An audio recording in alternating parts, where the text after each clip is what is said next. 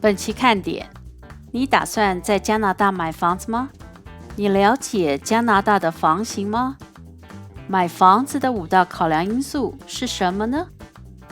住在加拿大12年的我，带您来看看加拿大卡加利的房子，同时和大家讨论一下买房子的5大考量因素。如果您是第一次来到我的频道，我主要是和大家分享我移民到加拿大的工作和生活经验，以及我的旅行回忆。首先，加拿大的房屋分为4大类型，可能各个省份有一些不同，但是基本的房型是大同小异的。第一个是独立屋，又叫 Detached Single House， 它是独门独院的房子。简单来说，就是在一块地上只盖一栋房子。这种房子多半有自己的车库和停车位。第二是半独立屋，也称作 semi-detached 或者是 duplex， 它是并排相连的2栋独立屋，一户各拥有一半的前后院，有些房子也会有自己的车库。第3种则是排屋，俗称 townhouse， 卡加利地产局 CREB 也称它是 row， 就是一排的意思。这种房型是在一块地上盖一排或多排的相连房屋，通常会由住户推选代表，组成管理委员会来管理，或者聘请管理公司来共管这种社区。和独立屋或是半独立屋不同的是，住户必须按月份缴交管理费，管理委员会负责排屋公共区域的维护工作，例如除草、铲雪等。最后一种房型是公寓，英文是 apartment 或者是 condo， 就像台湾的大部分房子，或者是亚洲各大城市，例如中国的北上广，或是日本的东京、韩国的首尔等。因为地皮有限，所以只在一块地上盖4到10多层楼，甚至20多层的大楼。大楼内又分为很多个小单位。在卡加利市，不管是高楼或矮楼的公寓，或是之前的排屋，又可以统称为 condo， 因为这2种房型都是由住户推选代表，组成管理委员会，或者聘请管理公司来共管物件的。现在我就依据个人对卡加利市房地产的认识，提出5大买房重点，供大家参考。第一，当然是买房的地段咯。全世界买房的通则就是 location location location， 也就是地点重于一切。在加拿大亚伯达省的卡加利市，买屋的人气排行前1、2位的地段，广泛来说是在卡加利市最早开发的西南区，以及受到华人青睐的西北区。但是在卡加利市内电车站附近、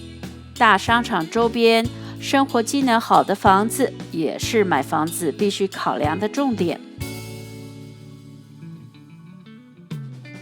第2就是学区的考量了。对于有孩子的家庭来说，好学区的房子也是炙手可热的物件。卡加利市的西北区中小学排名相较于其他区域的学校来得好，例如临近卡加利大学的主要校区附近的房产就是一个很好的选择标的，就算以后小孩长大了，也可以继续当出租房的。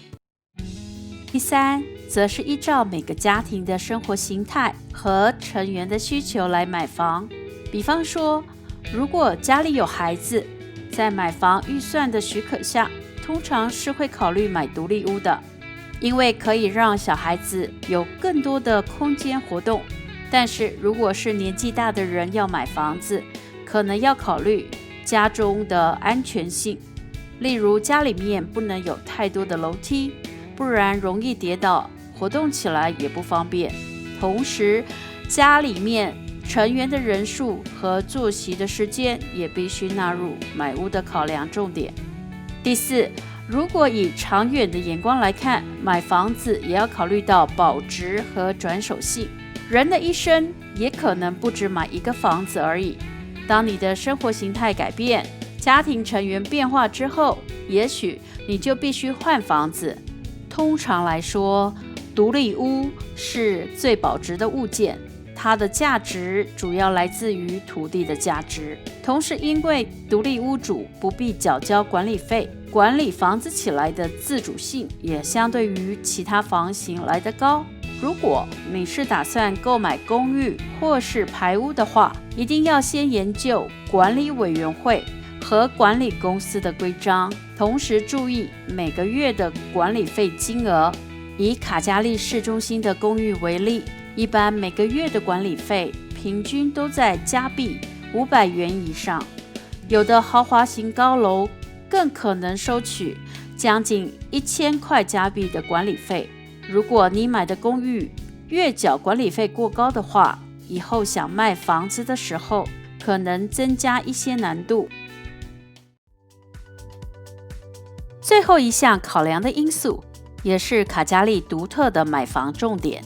就是要避开2013年或是更久以前洪水淹过的区域地段。因为卡加利市形成的原型就是沿着公河 Bull River 盖起房子的。在我经历的2013年卡加利大洪水，几乎淹没了大部分公河周边的房子。如果你想了解过去被大洪水淹过的卡加利社区，